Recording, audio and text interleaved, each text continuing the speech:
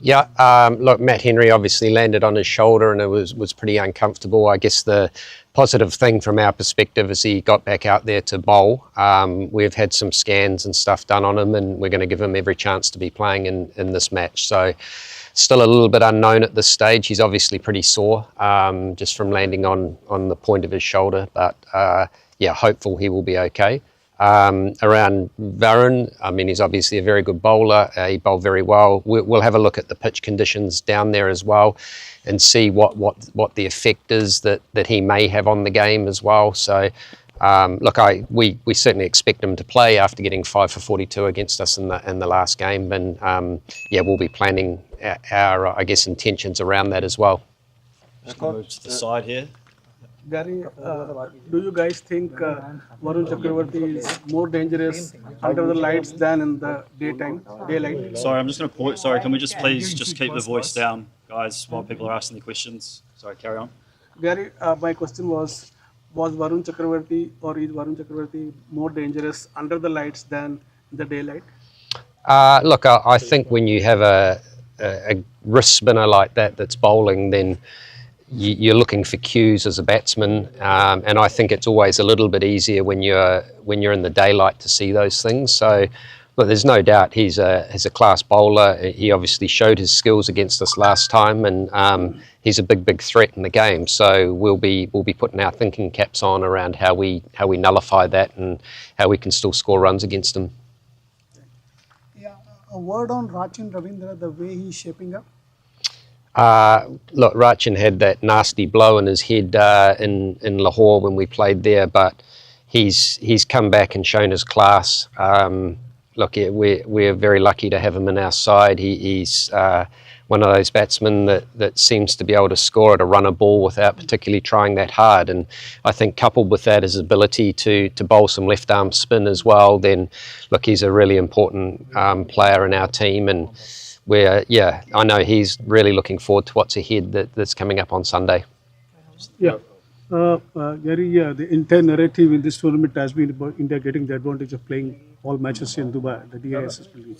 Do you think in that context, New Zealand, at least that you have played 100 overs match there, some advantage there at least, having known a fair idea of what the pitch would behave like on the centre plot, any pitch on the centre plot? Yeah, I mean, look, the decision around that's out of our hands, so it's not something we worry about too much. India have got to play all their games here in Dubai, but as you said, we have had a game here and we'll learn very quickly from that experience there as well. So when you come to this stage of the tournament, I mean, we've had 8 teams here at the start, we're down to 2 now. It's always exciting to be in this situation, and from our perspective it just comes to a one-off game now, and if we're good enough to beat India on Sunday, then I'm sure we'll be very happy. Thank you. Kane Williamson has also been in superb form. So you expect him to fire again in the final, and sort of is he planning something ahead? Like we've had a couple of ODI retirements, so.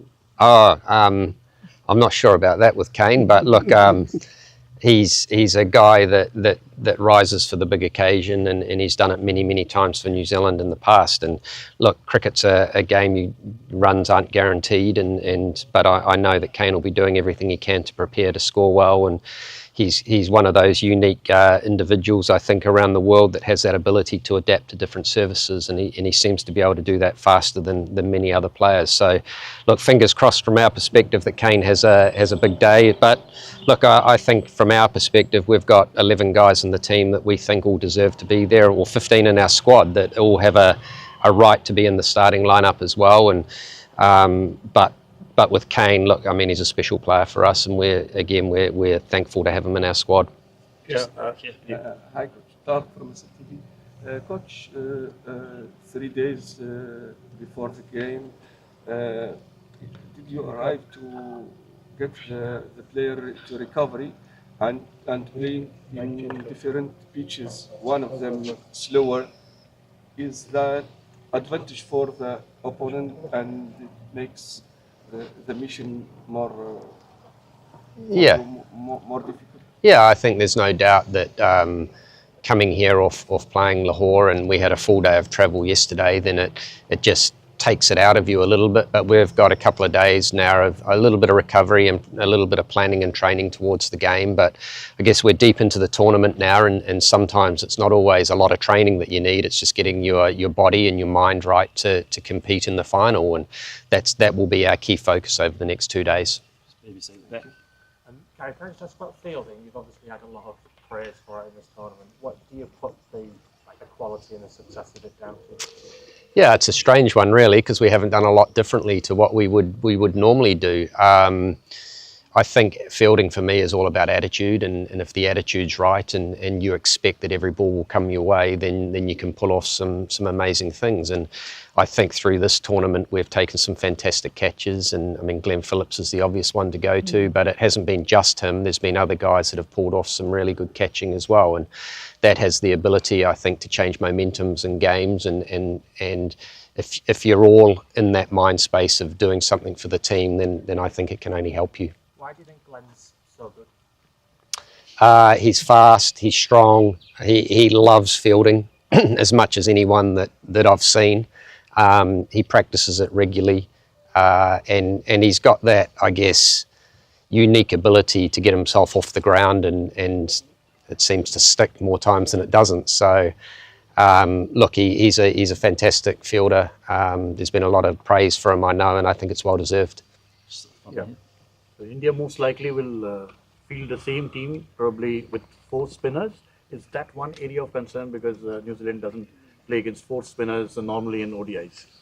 I mean, it's probably what we expect for them to play against us, but we have 4 spinners as well within our squad, and we think we're pretty well balanced, but it's always a challenge. I mean, they are very, very good spinners, all of them in their own right. So for us, it's just being nice and clear on our plans and working out. It could be a matchup that we are deciding within our team that it's the right one for us to go after, and they're the sorts of things that we'll read through the match and work out what is the best way to go. So who knows, they might have off days as well, and that could be in our advantage. Gautam Gambhir says there is no advantage to India having been based in Dubai. What do you say to that? Look, I mean, again, it's a little bit out of our control around what that is. They're not decisions that I guess come across my desk anyway. So for us, it's something that we can't control, so it's really just getting on with it. Yes, India have played their 4 matches here. We're lucky enough to have had 1 here against them, and yeah, it was a good match without us quite putting our best foot forward as well. So look, wherever you play, you just have to go up and be able to be better than them on the day, and that's our focus. Does that noise around the side towards India put more pressure on them than you do? Well, look, potentially, I can't speak for what goes on in the Indian dressing room, but from our perspective, it doesn't change anything. Coach, you expect Rachin to play a sort of key role against India's spin? And just a quick follow-up, what's the general talk been among the batting group, taking more attacking options against Chakravarti? Look, I think the pitch that we played on in the first game was quite different to the way that the semi-final played against Australia. So again, it'll be something we have to read on the day and adapt to what's going on within the match. But yeah, all our batsmen will have their individual plans around how they want to combat them, and then it comes down to, I think, good communications in the middle, and sometimes a little bit of bravery to take those options on. So we're certainly up for that. We're up for that challenge of what India will bring, and we know that they've got 4 very capable spinners. How is the experience of New Zealand team in Pakistan playing ICC Champions Trophy matches and Tri-Nation spectators and other facilities?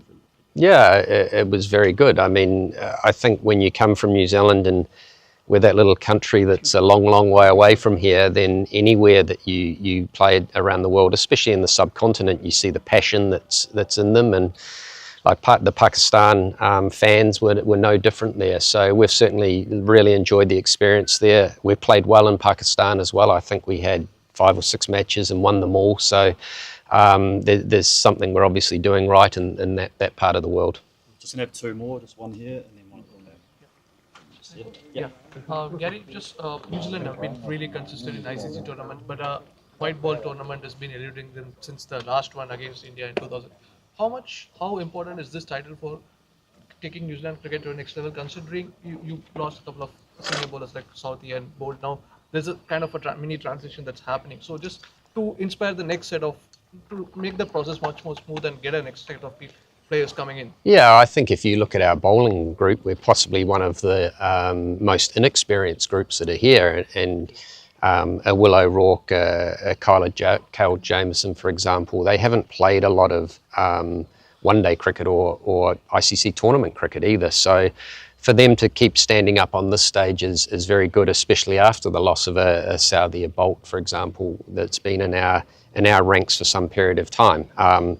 We've also lost a couple of other bowlers in Ferguson and Sears who were in our initial squad. So we've certainly had our share of trials, I guess, when you look at the makeup of our bowling squad. But I've been delighted with the way the guys have responded and reacted, and I thought we bowled well against India here last time as well. So we can take that confidence, I think, into this game and put our best foot forward. In terms of what a title will mean for New Zealand cricket on a larger perspective, in terms of it feeding down to the grassroots levels as well? Yeah, I've always said that when you come to a tournament like this and you've got the 8 best sides in the world at the moment, then I think your first goal is to work out how you make the semi-final, and then it's one-off games from there. And we've I guess managed to get 2 of the 3 goals. I think if New Zealand can get up and win this, be a real credit to the players and what they've done. They're a tight-knit bunch. We enjoy each other's company. We like playing well together, and I'm sure it'll be a real coup for New Zealand, especially here in Dubai after the women won the T20 World Cup here as well. Just the last one over here. You're coming from Lahore, one of the highest scoring venues in the tournament, to potentially the lowest scoring one. Can you just talk us a little bit through that challenge? Yeah, I think that's just about adapting and working out on your feet what you think that pass score is for the day, and I guess trying to be a little bit ahead of that. I think the danger is you come from scoring 360 odd in a game and you think you'll do that again immediately, and you go a little bit hard. So for us, it's just working out what is the right tactics on the day, who we are faced up against as well, and then adapting to that. And as I said earlier, it's those comms in between the batsmen and in the middle, and making sure they're having good communications around who is the right player to take risks against and what that might look like. Cool. We'll wrap it up there. Thank you, everyone. Thank you. Thank you. We'll wrap it up. Thank you. Thanks, guys. Cool. No worries. Thank you.